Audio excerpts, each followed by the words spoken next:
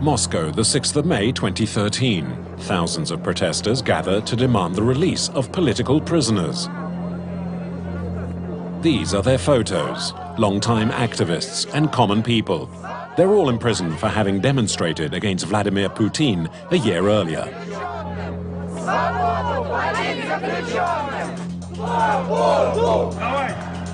The next on the list might be this man, Alexei Navalny. In just 2 years, he's become the #1 opponent of the regime.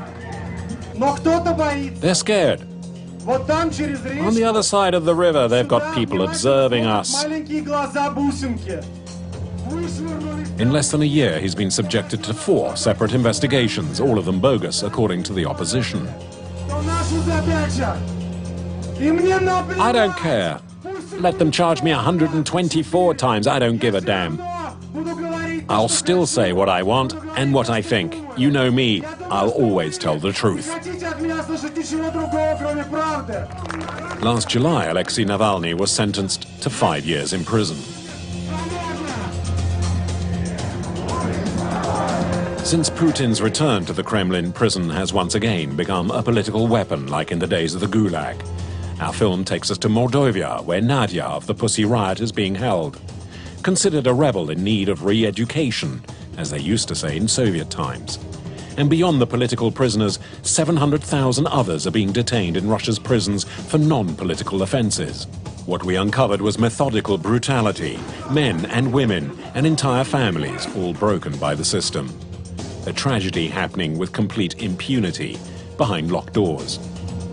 20 years after the collapse of the USSR, the Gulag might no longer exist in name, but its methods live on.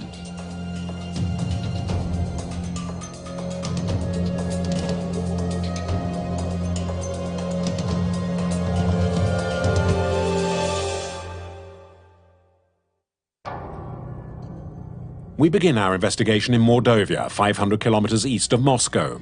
Here there are numerous camps along a 40-kilometer stretch of road. In all, 16 prisons with 14,000 detainees. In Russia, these penitentiaries are known as reform colonies. Here, almost all the locals make a living from the camps. Nothing much seems to have changed from communist time.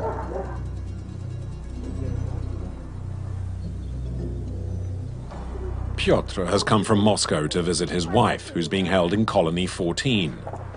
Before each visit, he does a little shopping in one of the village stores.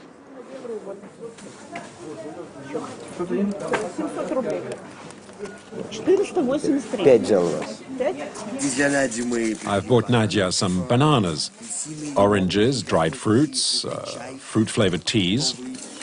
Why are you buying all this? Well, there's not much food in prison. That's why we bring things from the outside.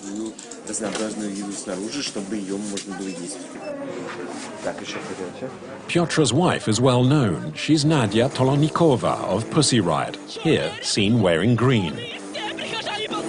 Last year, along with 4 other militants, Nadia occupied the largest cathedral in Moscow for an anti-Putin punk prayer session.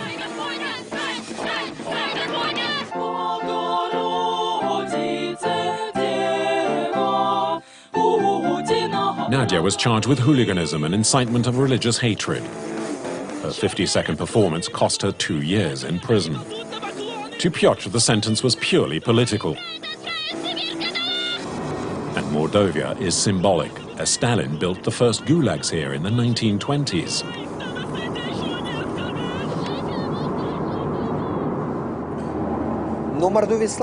Mordovia is known for its brutality. This is where the political prisoners were held.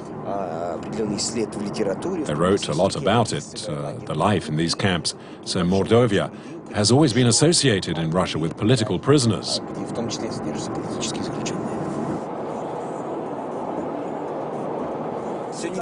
Stop filming, it's not allowed. Stop filming.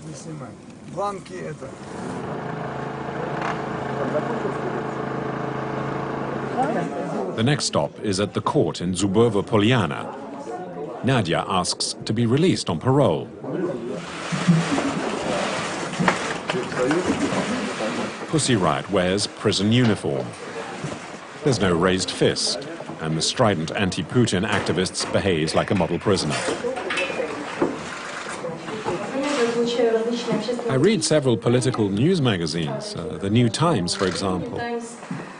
I realize now, after reading them, what's happening in the outside world, and to stay away from troublemakers in prison. All day, her life in prison is examined, her psychological profile, her workshop performance, her letters. Her father, however, believes it's all just a sham.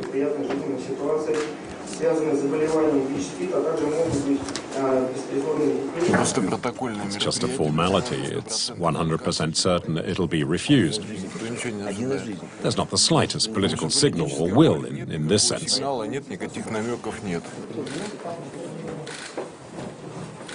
To the penitentiary's management, Nadia doesn't deserve freedom, as she's refused to ask for forgiveness.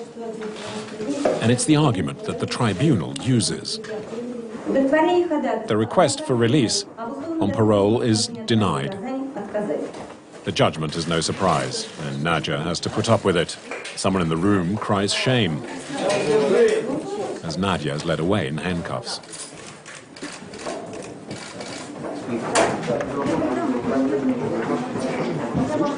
Piotr, her husband, claims it's a warning to all political opponents. Vladimir Putin has decided to send people to prison to repress the discontent in Russia. It's also to show everyone where the line is that shouldn't be crossed, and if it is, the retribution will be brutal.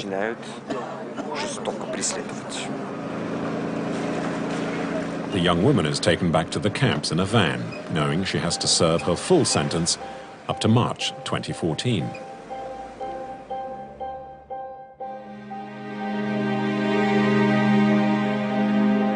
Pussy Riot's fate was decided here in this cathedral close to the Kremlin.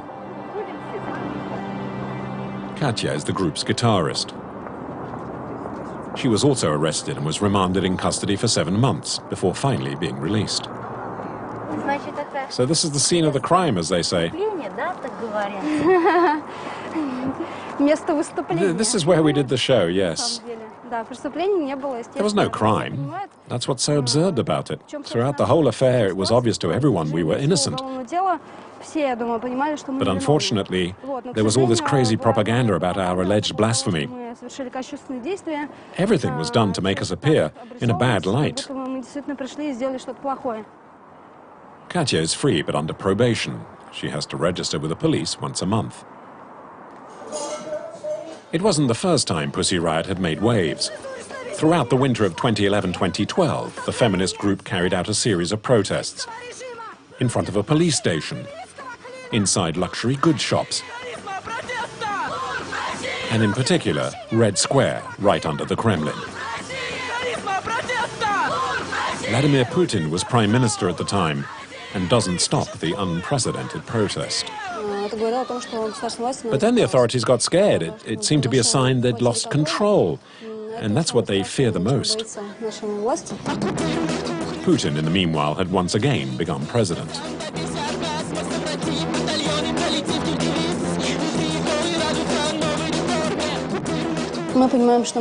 We know we're under surveillance. Let's say the Secret Services are interested in us, and clearly their mission is to prevent us doing anything. Today we're under threat. I'm on probation and could be sent back to prison. The other 2 girls who were with us in the Christ the Saviour Cathedral that day risk being arrested. A dozen or so Pussy Riot members are still at liberty, but now they don't dare risk showing up anywhere in their trademark hoodies.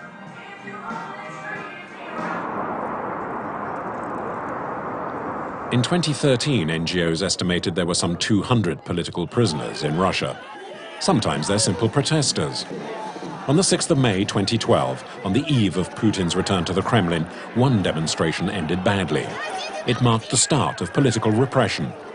Dozens of people were arrested.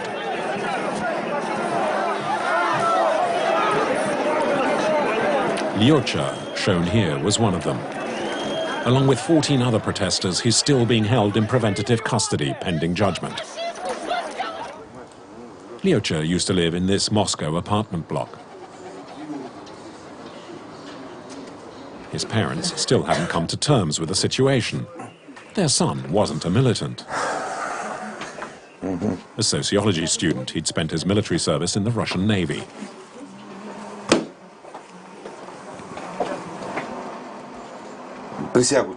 Here he is taking his oath, which he took facing all the others. It's part of the ritual. Leroyer is a patriot, even though he doesn't like to show it. He's very modest. We were the ones who were proud of his serving in the Navy. He never made a big deal of it. He just did his military service, and that was it. Leroyer risks a 13-year sentence for riotous behavior and violence against the police. His parents and fiancée are campaigning to prove his innocence.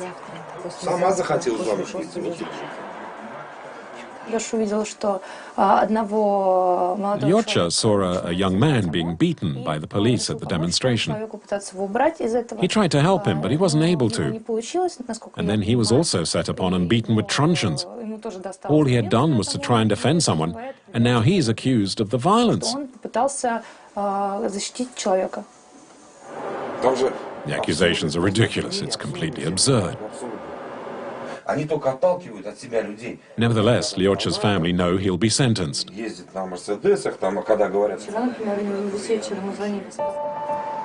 The next day, in a Moscow street, Tanya is dressed up for a special occasion. I'm going to marry Leroyer in prison.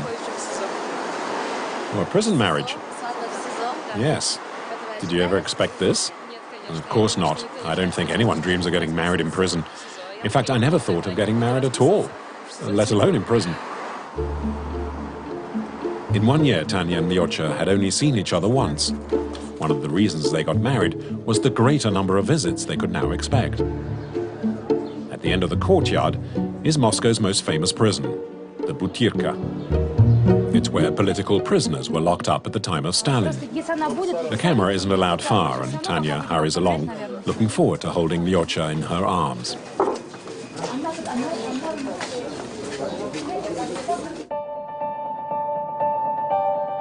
The young couple were allowed 10 minutes alone after the ceremony. On leaving, Tanya catches up with her friends and the Committee of Support for the Prisoners of the 6th of May.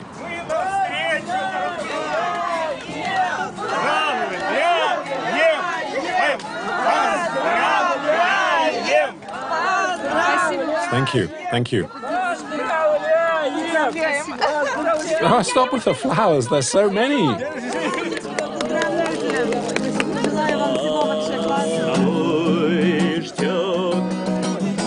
Leroyer says hello to everybody. It warms his heart to know you're all here, his friends, and even those he doesn't know. His message to you all is, no pasaran. Keep fighting, keep going. Tanya returns home on her own. The next time she'll see her husband will be at his trial. We catch up with Piotr, the husband of the Pussy Riot in prison in Mordovia.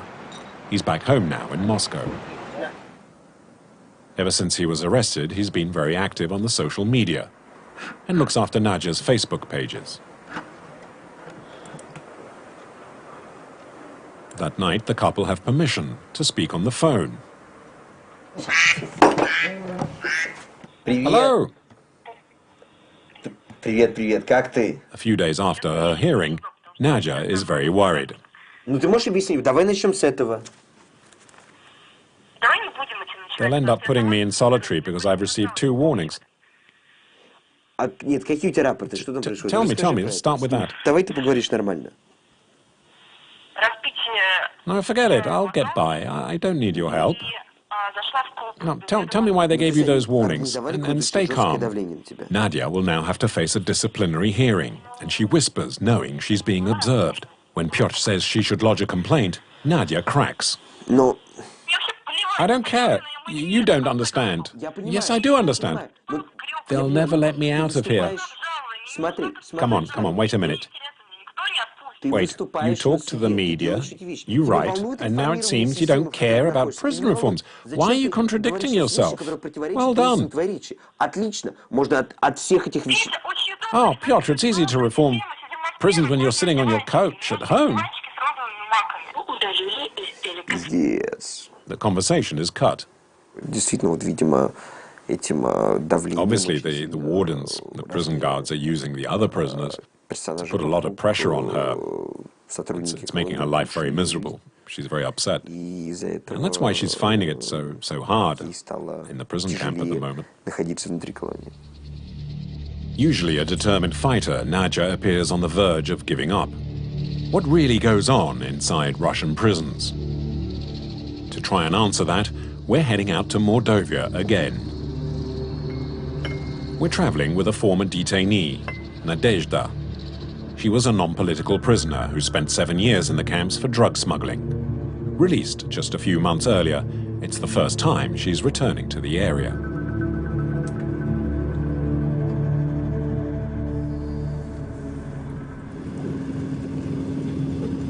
Mordovia. That's Mordovia. It's still Mordovia. It's a land of horror. It's forsaken by God. Nadezhda made the same trip a few years earlier in a special prison van called a wagonzak.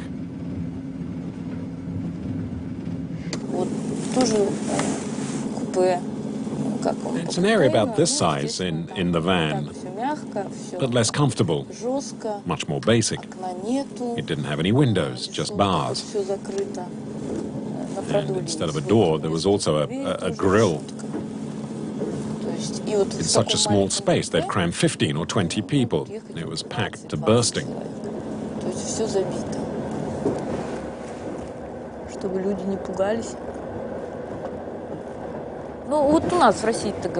Here in Russia, we say prison doesn't change you. You're the same person.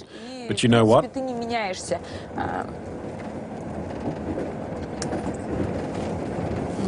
It's not true.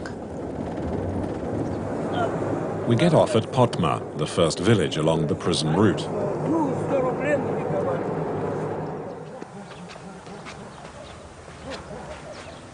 Behind the fence are huts that hold about 100 prisoners. Nadezhda went through hell here. No privacy, little or no hygiene. And above all, near military discipline. Mordovia is the army. You have to respect the rules, always wear the uniform, always salute the wardens. You have to. For example, if you're at one end of the courtyard and the wardens are at the other, you must still salute. Or when everyone in the hut goes to the canteen, then everyone has to shout out loudly and in unison, "Good morning." It's hell. And even though I've been released nowadays, if I see someone in uniform, I have the reflex to salute them. The good morning one wants to come out. The guards immediately punish anyone who doesn't comply. We got hold of these 2 videos filmed by one of the security cameras. You can see prisoners being beaten by a guard in a penal colony in the extreme east of Russia. Nadia says the video is hardly surprising. I'm not surprised to see this sort of thing. It happens all the time. In the penal colonies, I had the same experience. I saw it for myself. So I can't say, what a nightmare, how dare they, because they do dare, and they do it. Nadezhda was beaten regularly. It could have been worse, she says. In the camps in Mordovia, the guards give you a choice, the truncheon or sanctions. I thought it was better to be beaten and get it over with rather than be sanctioned, because it'll appear in your files, and that makes it much harder to get parole. So you preferred being beaten? Of course, no question. I have children, my mother. I had to be with them again. I thought I had to get out of the camp. It was the only thing I ever thought of, about getting out, about leaving. As for the prison guards, they only rarely seem troubled. But videos smuggled out from the inside can be awkward. Prison violence is endemic throughout the country. In Moscow, an NGO monitors mistreatment in prison. Valentin is a former prisoner and joined the organization after his release.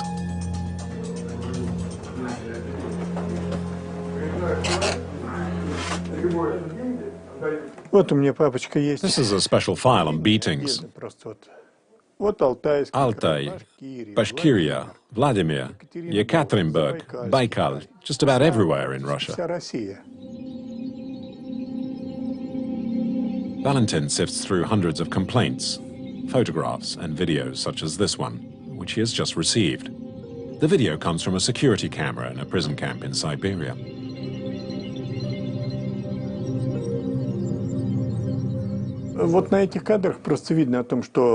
You can see how the camp staff here treats and punishes the prisoners. To them it seems like an honor to grab a detainee and then take it in turns in beating him. They actually seem to believe it's their duty to behave like this. The violence becomes systematic. In certain penal camps, it begins as soon as you step foot inside. In this video, a warden films a new inmate. The idea is to make it clear from the start what the rules are inside.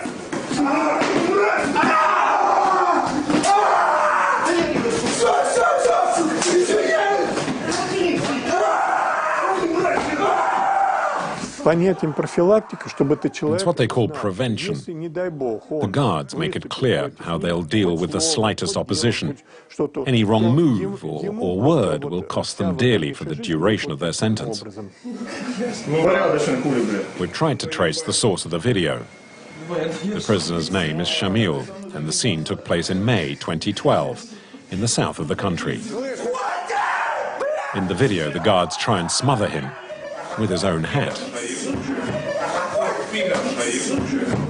It was a lesson in prevention that proved effective. Shamil never filed a complaint. But his father, however, did. In every region, there's a torture colony. This is where prisoners from other camps can be sent to at any time, and it's to break, to destroy their spirit, their will. And you know, when they leave, they're like vegetables. In fact, they can consider themselves lucky if they haven't been permanently handicapped, but they'll all be morally and physically destroyed.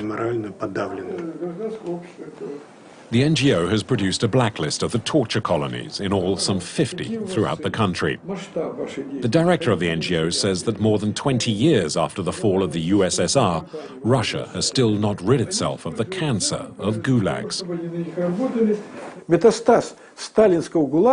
It's as if the Gulag's cancerous spread has begun to develop again under Putin.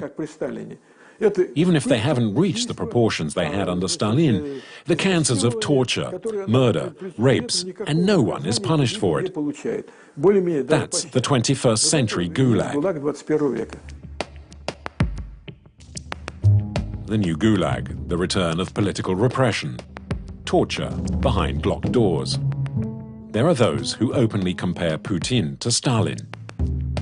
On a prime-time TV show in April 2013, an opposition journalist put the question to him directly. Let me ask you, 3 years ago on this program, you spoke how you could relate to Stalin. To who? Stalin. Now, some of my colleagues and myself have noticed certain things that resemble Stalinism. Do you really believe that by using these Stalinist methods, Russia can be a great power in the 21st century? I don't think there's any Stalinism here. Stalinism is the culture of the personality, the massive violation of law, repression, and prison camps. There's nothing like that in Russia, and I hope it'll never return. But that doesn't mean there shouldn't be order and discipline.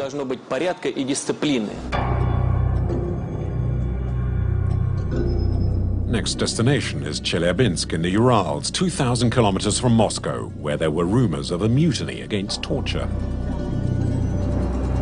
At the airport, Oksana, a human rights activist, and Daniil, a former prisoner, join us.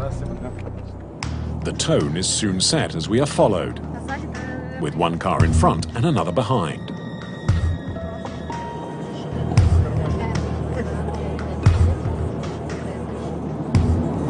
They're going very slowly. We'll go round the roundabout a few times to see what the car following us does. We get to the roundabout. And of course, it's still following. It's going round once again. They seem very used to the game of cat and mouse. Ah, he's taken the exit, he's understood. He's stopping. They're good, he stopped. He realized we were taking him for a ride. The car waits for us, and we take down its number plate. A few minutes later, it's back on our heels. If you'd come on your own, they would have stopped you at the airport. They'd have asked you why you were visiting, about your hotel, and that's it. But now they've seen that you're with us, that's why they're tailing us.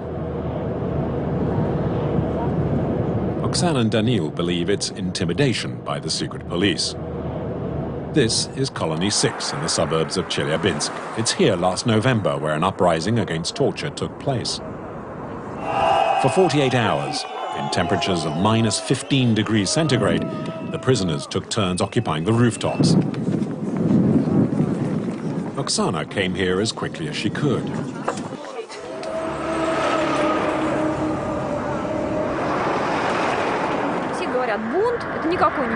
They called it a mutiny, but it wasn't. It was an act of desperation. The detainees climbed onto the roofs and the two towers over there. There were a lot of them on that one.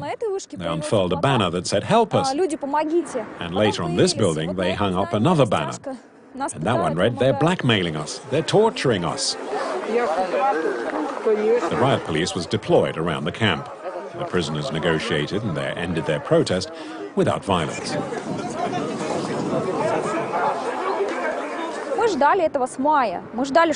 Well, actually, we'd been expecting it since May, because this is the worst colony there is.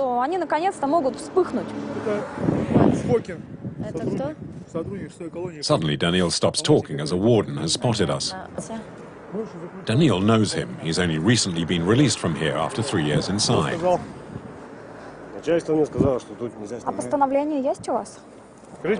Your name's Fokin, but what's your first name?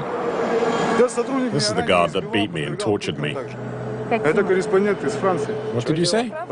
You tortured me. Impossible. In the warden's office, you hit my testicles. And in solitary, you chained me to the railings and gassed me. Who did that to you? You did. Is it true? No, it's not true. What do you mean it's not true? It's a lie. Torture is a lie? We don't torture people. Turn the camera off. The guard heads off to raise the alarm. We decide to continue filming on the other side of the penal colony.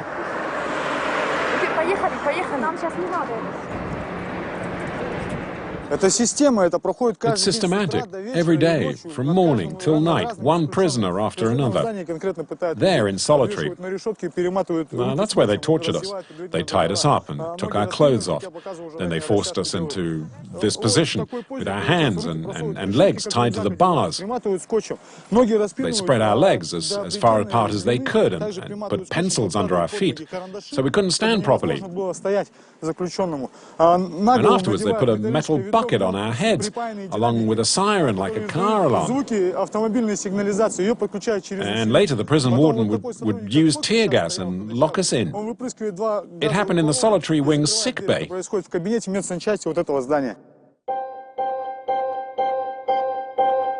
During our visit, an NGO provided us with video filmed inside Colony 6. There are dormitories packed with prisoners. The canteen. And the workshops with inmates sewing uniforms. And the sick bay Daniil had mentioned.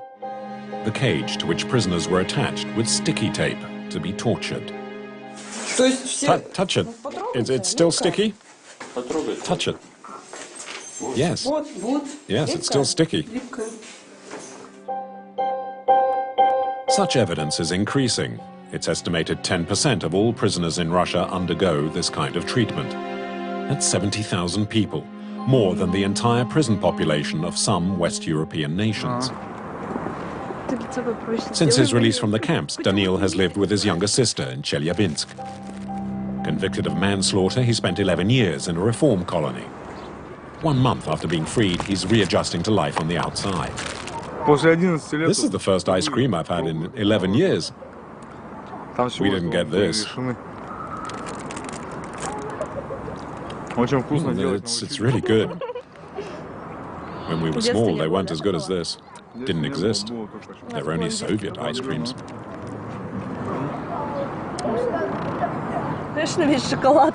In 11 years, Daniil and Masha only saw each other once.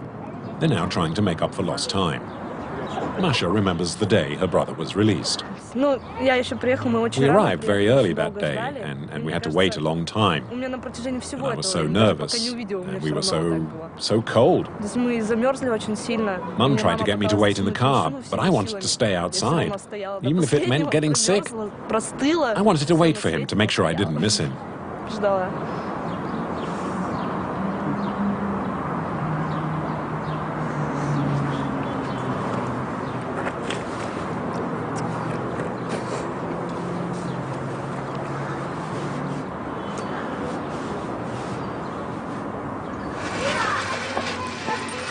Daniil is looking for work, but without a diploma and only experience of prison, it's difficult.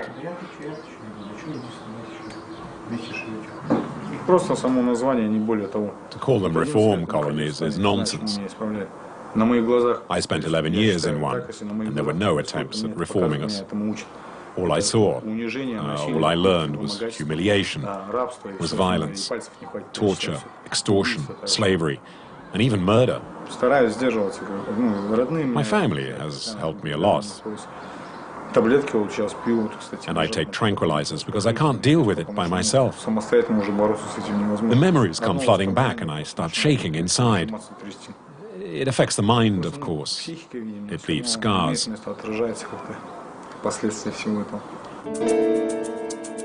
Daniil is by no means the only victim of torture in Colony 6. The silence was broken when the prisoners mutinied. Oksana visits a local NGO. With Dina, who is responsible for visiting the prison camps, she's collected over 1,000 complaints by detainees in Colony 6.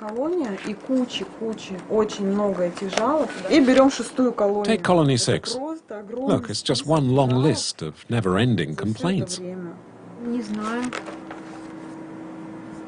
The guards say the inmates are monsters who've committed awful crimes. But the guards themselves have become the criminals. If you kill, if you rape, if you torture, you are also a criminal. But for some reason the guards think that they're within their rights. Well, they say they're doing their jobs. We're following orders. It's our job, they say. Many of the complaints, as Dina and Oksana point out, are about endemic extortion. It's the torture business. They say to the prisoners, you don't want to be beaten? Well, naturally, no prisoner wants to be beaten. So they're told to ask their parents to bring something, like cleaning materials. They say, here's the phone, call them. Cleaning or building materials to maintain the colony. The guards blatantly make use of the family's resources. It's what's called humanitarian aid. And it adds up. It multiplies. They always demand more. The families are sometimes forced into taking out loans. Sometimes they have to sell their cars or spend all their money, and they get into debt.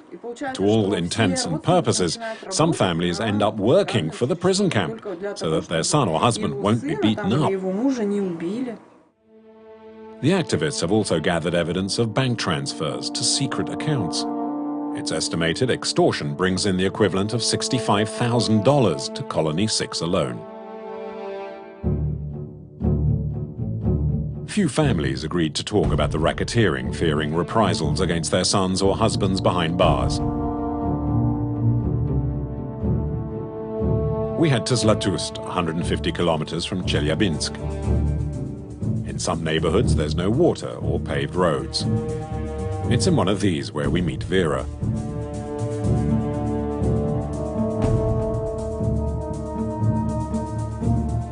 Her son Victor is in Colony 6. He was arrested 5 years ago for drug trafficking.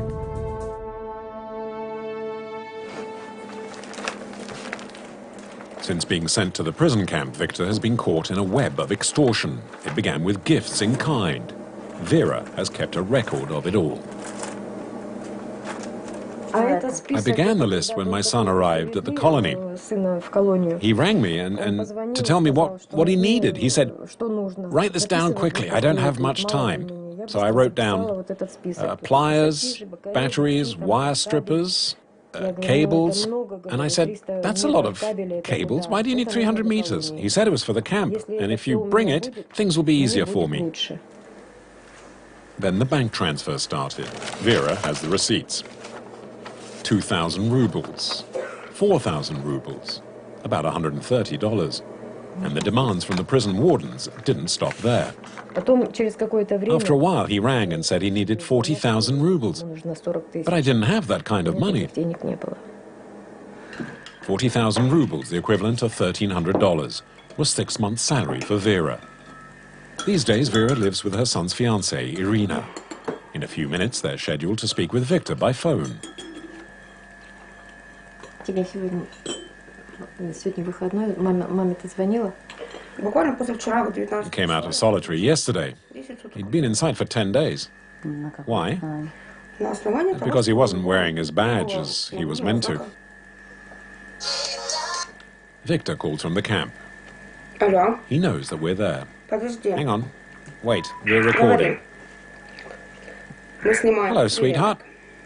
How are you? I'm fine. How about you? It's been a long time since you rang. I couldn't. I've just finished solitary. We asked about what happened to prisoners who couldn't pay. Well, if you'd promised to give them something and you don't, then they'll put you in solitary. Has that happened to you? Yes, yes. And in solitary, they beat me up. They spread my legs as far as they could, and they hit me on my head.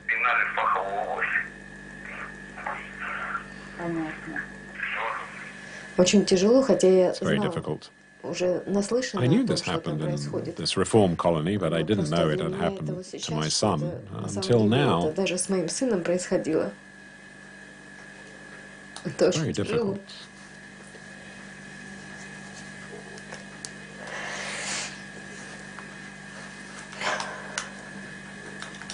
But I still believe that justice will be done one day.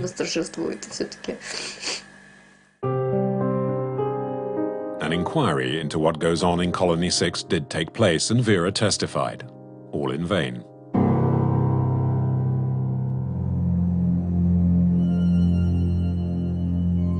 The prison authorities deny all accusations of extortion and torture.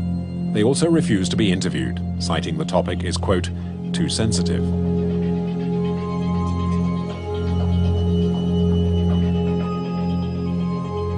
But one man does agree to talk. He lives in the same region, but a little further north. Sergei Vitoshkin is a former prison director. He retired 7 years ago and is very frank about Russia's prison system.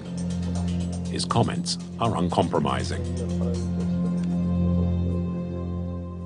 Он говорит, это, говорит, наследник ГУЛАГа, They say it's a legacy of the gulags, the concentration camps, and yes, it's true, it is. The system is that of the gulags. The manner in which prisoners are kept is like that in the concentration camps. But they should be treated like human beings. There has to be rules, of course, but they should be held in humane conditions, and not packed in like sardines in a tin. It's what the NGOs also say. But he then changes his tune. You spoke about this system, but we found this video. Can you tell us about it? Guards inside his prison shot the video when he was the camp director. It shows a newly arrived prisoner who's refused to clean the toilets. In the next scene, the same prisoner is covered with severe bruises. Sergei Vetoshkin confirms the video was filmed in his camp and admits it's genuine.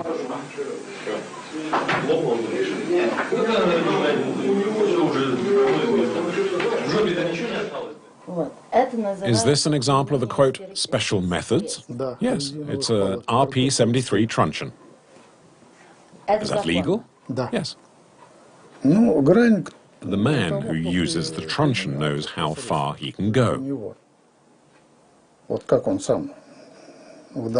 It's up to him to decide how far he has to go so that the prisoner understands it's better to follow orders.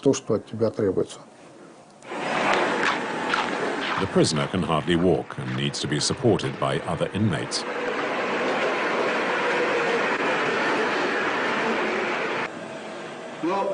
That's the last time you pretend not to understand? Yes. You agree to behave from now on? Yes. Exhausted, the prisoner ends up cleaning the toilets with his bare hands.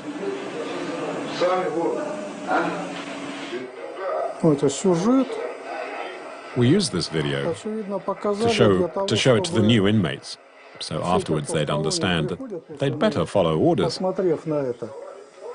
It's best to video something like this to show to the others. Better this than having to do the same to 10 prisoners. Do you think it's worse? What do you think? I don't know. I do. I know. Sometimes you have to choose the lesser of two evils. The former director justifies his methods, yet his former detainees named him the professor of torture. In Chelyabinsk, we catch up again with Daniil, the former inmate who described the torture in Colony 6. He's visiting the grave of a fellow prisoner who died the previous year inside the penal colony.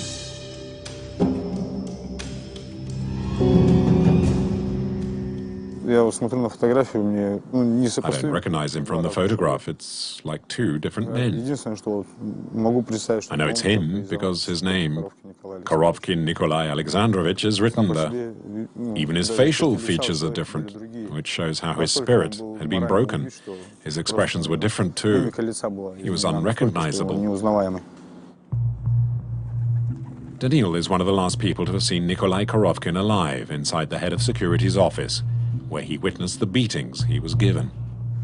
Nikolai tried to move away, and the screw told him, "You going to make a fuss again?" And he grabbed him by the arm and began to beat him. Nikolai fell onto his knees and bent over, and that's when he was struck about the head. He lost consciousness and fell down. For having given evidence to an NGO, Nikolai was raped by his jailers. Officially, Nikolai died of AIDS. But the photos taken by the forensic scientist tell a different story. We also managed to get hold of a series of audio recordings made a month before his death. Hello, this is Colony 6. You want to speak to prisoner Korovkin? In this extract, Nikolai Korovkin is talking to his father. He's been the victim of extortion. At the very least, we need a cement mixer. You hear me? You understand? That way things will be easier for me in the camp and at work, so I can have visits and normal treatment. And where do we send it to? To Colony 6. What do you think? Here, of course. A cement mixer is maybe not such a surprising request. The prison warden saw in Nikolai's files that his sister was employed in the public works sector. With our documents, we pay a visit to the parents of Nikolai Korovkin. At first, they'd refused to see us. But on the staircase, we come across some of their neighbors. We'll go together. If they say no, well, they say no. Let's go. Come on, let's go and just look at this guy here. Come on, let's go together. I know all about this. I've seen it all before. They claim he died of AIDS. Like that, on his own. You, us, nobody can do anything. The corruption is at the very top. All the way up. All the way down.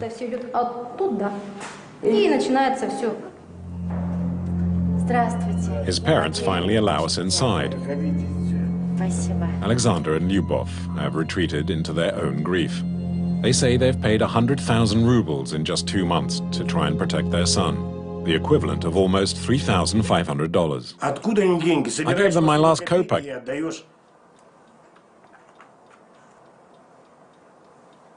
So that it would be better for him. It just became worse. They just get richer. Damn it. An investigation began into the death of Nikolai. 1 year after his death, his parents are still waiting for the truth. It went all the way up to Moscow, but nothing happened. So the prosecutors are not doing anything? Of course not. They're all in this together. What do you expect them to do?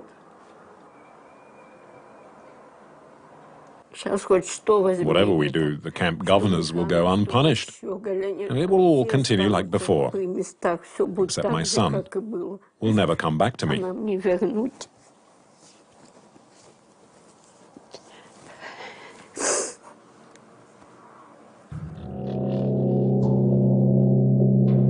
That day, Daniil, the former detainee, and Oksana, the human rights activists, were picked up in broad daylight.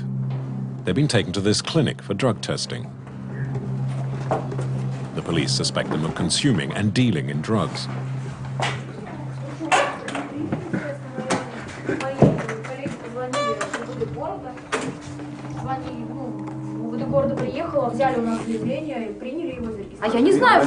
I don't know why they arrested us. They say they suspect I was carrying drugs. They asked to see my papers, and then they frisked us. What did they search? My pockets, then the car, personal belongings, and the boot. Of course, they found nothing.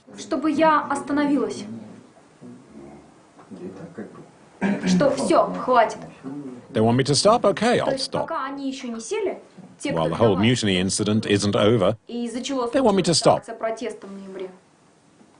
and not press the matter further. They want to scare the people working with me. Since the mutiny, Oksana says she's felt threatened. She thinks she's been followed and her conversations recorded. Her fear is to be sent back to prison. After a few hours, the tests have proved negative, and Daniil and Oksana are allowed to leave.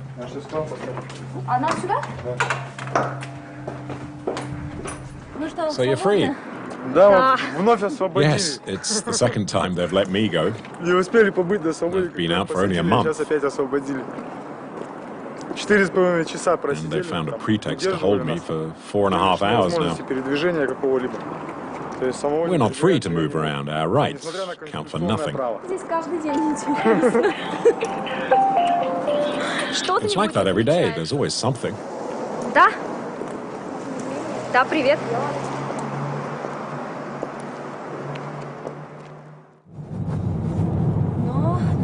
The next day, we pay one final visit to the suburbs of Chelyabinsk, not far from Colony 6. Daniil has a hearing before the tribunal investigating the death of Nikolai Korovkin.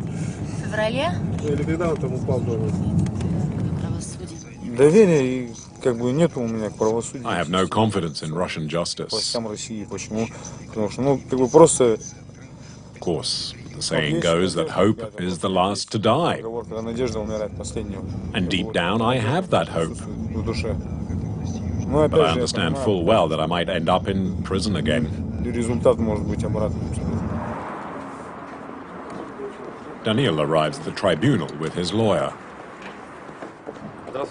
Also present is the senior staff from Colony 6. Denis Mekhanov, the director, and Konstantin Shegol, the head of security. Both men's names feature prominently in grievances filed by prisoners. Despite this, it's Daniil who finds himself in the dock. Will the accused stand to hear his rights? For having testified on the death of Nikolai Korovkin, Daniil is charged with libel. I can't even bear to look at them. They've behaved like criminals, but they're here now as the victims. It beats everything. It's tough being here, especially with Shigol. It's just too much. And Mekhanov, he threatened me in solitary, saying he'd make my death look like a suicide. At the end of the audience, we try and speak with the directors. I'm telling you, don't film me. They agree to talk off camera, but we secretly continue to film them. They accuse me of, quote, killing Korovkin. It's not true. We have proof. We have the files. No one ever beat Korovkin? No. No. Do I look like a torturer? That's enough. Come on, let's go. Charges against the two prison managers for the death of Korovkin are dropped. They don't seem too concerned. They know the system will protect them. Daniil risks a 6-year term for libel. But he won a temporary reprieve when the court transferred his case to another jurisdiction. A present of sorts, as the young man celebrated his 30th birthday, the same day.